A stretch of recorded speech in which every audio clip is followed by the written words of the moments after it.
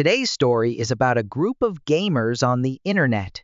They have been playing together for the past 5 years, building an impressive online world where characters, quests, and adventures seem to blend into their lives. But one day, something strange happens. The line between reality and fantasy suddenly blurs. At first, the signs are just small details.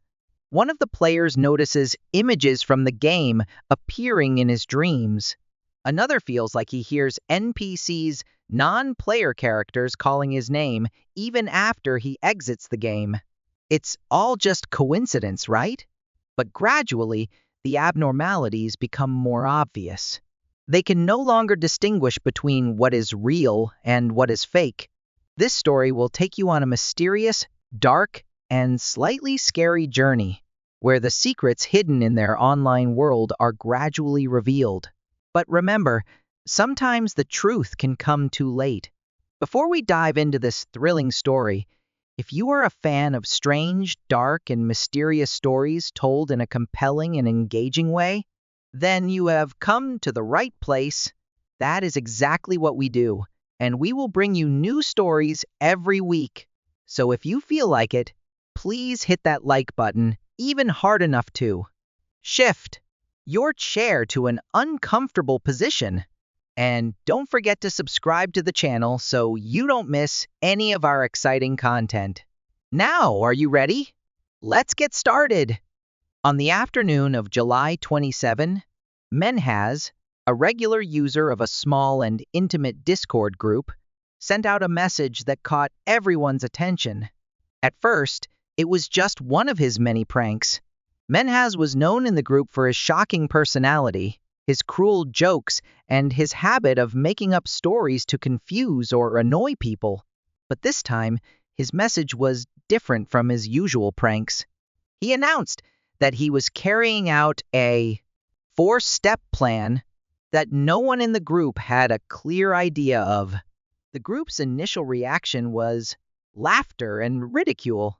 Some people quickly responded with sarcastic comments, thinking that this was just another prank. But within a few minutes, the atmosphere in the group changed completely. Instead of continuing to joke around as usual, Menhaz started sending pictures. These pictures were not only shocking, but also haunting, completely upsetting the calm of everyone in the group. The first photo that appeared on the screen was an elderly woman lying motionless on the floor. This woman, Menhaz claimed, was his mother. "She's dead," Menhaz wrote alongside the photo. Silence fell over the group chat for a few seconds before people began typing away at the message. Many still clung to the idea that this was some dark prank. Some even accused Menhaz of using fake photos to scare and gain attention. However, a second photo appeared shortly after. This time, the image was clearer, more gruesome. It was another elderly woman lying motionless on a chair. She was Menhaz's grandmother. The signs of violence were too obvious to ignore. The Discord group began to panic. Some members begged Menhaz to stop, demanding an explanation. But instead of calming the situation, Menhaz continued to send messages, insisting that everything he said and did was true. In subsequent messages, Menhaz revealed that his plan did not stop there. He claimed that Step 3 was almost complete and that he was about to enter the final phase. As everyone tried to convince him to stop, Menhaz continued to send more images, this time of his father and sister, both of whom were also lying motionless. These images not only made the situation more serious, but also doubled the horror. The pleas from the Discord group fell on deaf ears. No one knew what to do, and their helplessness only added to the tension. Menhaz began counting down the time, claiming that the final step would be carried out in 30 minutes. He continued to reply to the group messages with a strange attitude. No remorse, no emotion, just cold declarations that this was something he had planned all along. He explained that the reason he did this was because he felt frustrated with his life, with his family, and with everything around him. He admitted that he had been pretending to go to college for years, when in reality, he had done nothing. This led to a loss of control, and his four-step plan was his way of dealing with the chaos in his mind. In the final minutes before he made his final move, a few members of the group quickly tried to contact the local police. They gathered information from what Menhaz had shared in the past, tried to locate him, and sent out warnings. But time seemed to be on their side. By the time the police arrived at Menhaz's house, tragedy had already struck. His entire family, from his mother, father, grandmother to his younger sister, were all killed. Menhaz's actions not only caused indescribable pain to his family, but also left a deep emotional scar in his Discord group. Those who witnessed the entire incident on screen were faced with guilt, haunting, and pain, knowing that they could not have done anything to prevent this tragedy. In a Discord group that was known for banter and light-hearted interactions, no one expected to encounter such a horrific chain of events. When Menhaz started sending the first photos, Nicole, a longtime member of the group, quickly realized the seriousness of the situation. At first, she, like everyone else, thought it might be just a cruel prank by Menhaz, but the more she looked at the photos, the more she realized the terrifying authenticity of them. Small details, like the lighting in the room, the skin tones in the photos, and the match with descriptions Menhaz often shared about his family, made it impossible for her to deny that this was not a fake. Nicole decided to take action. She could not sit idly by and watch this continue without doing anything. Being someone with some technical knowledge, Nicole began searching for information about Menhaz through the data he had shared in the group. She remembered that he had mentioned living in Toronto, Canada, and decided to use the IP address from his messages to pinpoint a more specific location. But this was no easy task. Menhaz, who was careful about maintaining his anonymity online, had taken steps to hide his true identity. Nicole had to rely on basic tools to track down the IP address Menhaz was using, hoping that it would lead to a clue. After some effort, she discovered that Menhaz's IP address was indeed in the Toronto area. But that hope was quickly dashed when she realized that this was not enough to pinpoint his exact location. Toronto is a large city with over 6 million people, and an IP address can only narrow down to a region, not a specific home address. Additionally, Nicole knew that Menhaz could be using a VPN, a tool that hides his real IP address, making the information she had just found completely inaccurate. However, Nicole did not give up. She decided to call the Toronto Police Department, explaining the urgent situation. The call started with extreme tension. Nicole tried to stay calm and presented all the information she had. She talked about the photos, Menhaz's statement in the Discord group, and the countdown he was making. But the police response was not what she expected. Although they listened carefully, they were hesitant. What Nicole had provided was not specific enough for them to act immediately. Toronto was a huge city, and the police needed more than a vague IP address to identify a target. Nicole felt helpless. She tried to emphasize that this was not a joke, that the photos seemed very real, and that Menhaz was really carrying out his plan. But deep down, she knew her limits. If Menhaz really used a VPN to hide his location, finding him in a short period of time was almost impossible. She continued to plead with the police to act, but time waited for no one. While the police were still discussing their next move, the time Menhaz had stated seemed to have run out. Exactly 30 minutes after his last message, another photo appeared in the Discord group. This photo once again stunned everyone. It was the image of his father, who had also lost his life. The space in the group chat seemed to freeze. No one typed, no one said anything. The silence stretched on for several minutes, as if everyone was paralyzed by the terrible shock. Nicole felt her heart shatter. She stared at the screen, trying to hold back her tears, but couldn't. She tried her best, but everything still happened like a nightmare that couldn't be stopped. The rest of the group, each one of them, was consumed with a sense of helplessness and pain. Some couldn't sit still. They walked away from their computers, running away, crying or screaming in anger. Others collapsed in front of their screens, unsure of what to do. In the hours that followed, the Discord group became a place of chaos. Some tried to contact the police again, offering whatever information they could remember about Menhaz.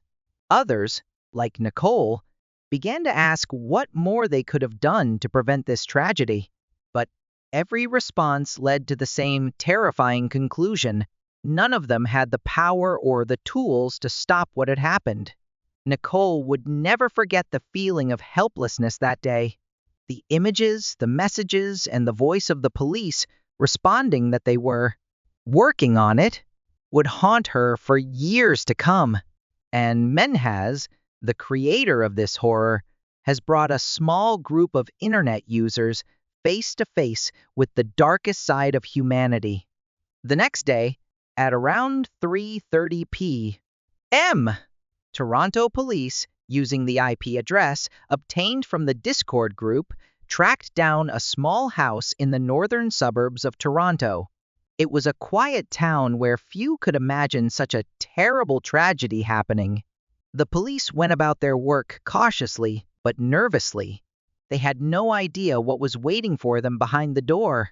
When they knocked on the door, there was no immediate response. After a few minutes, the door swung open. Standing before them was a young man, Menhaz, with a terrifyingly calm expression. There was no sign of worry, remorse, or fear on his face. Instead, Menhaz's eyes were blank and cold, as if what had happened had no effect on him. The police immediately asked him to explain what was going on. Menhaz, unfazed, simply said, "You'll see." That sentence was like a cold warning, making the atmosphere heavier and more tense than ever. The police entered the house, checking each room. The atmosphere in the house was cold and eerily silent. Only the sound of their footsteps echoed on the old wooden floor. Everything seemed normal at first, until they went downstairs. When the door to the first bedroom was opened, the scene inside made everyone present standing still. What they saw confirmed what both Discord and Nicole had feared. The photos Menhaz sent were not fake. In that small, narrow room, Menhaz's mother's body lay motionless on the bed, with marks of brutal assault on her body. The next room contained the body of his grandmother, and the third room was where his sister was murdered. Downstairs, the police found the body of his father. All had died in similar circumstances, with fatal head wounds and deeply slit throats, a sign that Menhaz had assured that none of his family would survive. The house was quickly sealed off as a serious crime scene. The police were shocked not only by the severity of the incident, but also by Menhaz's terrifying calmness. He did not appear to panic or attempt to justify his actions. When asked why he did this, Menhaz replied simply, "Because I had no other choice." As the investigation progressed, the police began to piece together Menhaz's life, and the truth behind this horrific act gradually emerged. Menhaz had been known as a promising young man. He was the son of immigrants from Bangladesh, and his family had high hopes for him. His mother always proudly told her friends that her son was studying engineering at a prestigious university. His father worked hard to provide for the family, while his grandmother and sister always supported him wholeheartedly. They all believe that Menhaz will have a bright future, becoming the pride of the whole family. But in reality, Menhaz had been living a double life for the past 4 years. He dropped out of school in his first year, but did not tell anyone in his family. Instead of going to school, he spent most of his time at shopping malls, playing online games, and wandering around the city. Every night, he returned home and continued to maintain the image of a hard-working university student, leaving his family unsuspecting. Menhaz's lasted for 4 years, but July 28, 2019, the day he was supposed to graduate, became an inescapable milestone. Menhaz knew that the whole truth would be exposed. His family would know that he had not participated in school, that he had lied to them all this time. The fear of disappointment, shame, and pressure led him to an unthinkable decision to kill his entire family to cover up the truth forever. Menhaz's plan was cold and calculated. On the morning of July 28, he attacked each member of his family when they were unaware. With a crowbar in hand, he hit them in the head, then slit their throats to make sure that no one would survive. After killing them, he sat down and posted the photos on the Discord group, as if to share his brutal actions with the world.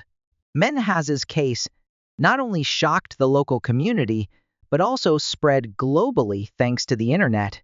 It becomes a terrifying reminder of the dangers of secrets, stress, and disconnection in modern life. Menhaz's lies not only destroyed his life, but also took the lives of his entire family, leaving an indelible scar on those who know his story. After his arrest, Menhaz did not deny any of his actions. During police interviews, he admitted to all his crimes calmly, as if he were recounting an event that had nothing to do with him. Menhaz described each action in detail, from how he planned to how he carried out each murder. He showed no emotion, no remorse, no justification for his actions. Menhaz's attitude left even veteran investigators baffled and shuddering. How could a person go to such lengths without feeling any remorse? Menhaz was charged with first-degree murder of all 4 victims: his mother, grandmother, sister, and father. This is one of the most horrific family cases in Canadian history, not only because of the brutality, but also because of the coldness and calculation of the perpetrator. Throughout the proceedings, evidence from the crime scene, Menhaz's confession, and social media posts painted a clear picture of the entire incident. At his 2020 trial, Menhaz faced judgment from the court and the community. Families, friends of the victims, and even people who had never known his family attended, eager to see justice served. There, prosecutors portrayed Menhaz as a cold-blooded killer who planned and carried out this horrific act only to protect the lies he had been perpetuating for 4 years. They emphasized that Menhaz did not kill on a whim, but that his actions were the result of a deliberate plan, carried out with ruthlessness and without hesitation. In his final words at the trial, Menhaz did not offer any defense. He simply said, "I did it because I felt I had no other choice. But now I realize that what I did was wrong, and I accept any punishment." Those words, though apologetic, did little to ease the pain of those who had lost their lives. The Menhaz family, once known as a warm and loving family, was now left with painful memories and wounds that would never heal. In the end, Menhaz was sentenced to life in prison for first-degree murder. Under Canadian law, a life sentence for first-degree murder carries no possibility of parole for 40 years. This means that Menhaz will spend the majority of his life in prison, being held accountable for what he did. When the verdict was announced, No one in the courtroom expressed sympathy. The community, those who knew Menhaz, and even those who had no connection to the case, were relieved that justice had been served. However, Menhaz's story is more than just a horrific family murder case. It is also a stark warning about the power and consequences of lies. Seemingly small lies, when perpetuated over a long period of time, can become a huge burden. For Menhaz, lies about his education not only destroyed his life, but also led to the complete collapse of his entire family. The pressure of expectation, isolation, and fear of facing the truth turned him from a promising young man into a cold-blooded killer. Menhaz's story is also a clear demonstration of the difficulties facing law enforcement in the digital age. As social media becomes a place where people can hide behind anonymous accounts, detecting and preventing online threats has become increasingly difficult. Menhaz's case was only discovered thanks to the timely intervention of members of the Discord group, who recognized the seriousness of the photos and promptly reported them to the police. This highlights the importance of monitoring online activity and cooperation between the community and law enforcement in preventing similar tragedies. From the horrifying details of the case to Menhaz's sentence, this story is a reminder that lies and isolation can push people to do things no one could imagine. It is also a necessary call for society to reconsider how we deal with pressure, expectations, and mental health issues in an increasingly complex and connected world.